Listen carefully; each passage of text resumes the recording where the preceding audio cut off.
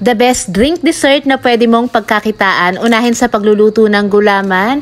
25 grams ng gulaman, 5 cups ng tubig. Pwede ka nang mag-add ng 2 tablespoon ng sugar. Next, magpakulo ng tubig at lutuin itong sago. Kapag kumukulo na yung tubig, pwede nang ibuhos ang sago. Haluin paminsan at kapag konti na lang yung tuldok na puti sa gitna, ibig sabihin nun paluto na, i-off na ang apoy, lagyan ng tubig na malamig at saka mo hayaang nakababad. Kapag medyo mura ang mangga, damihan mo na kasi mas masarap talaga dito yung maraming mangga.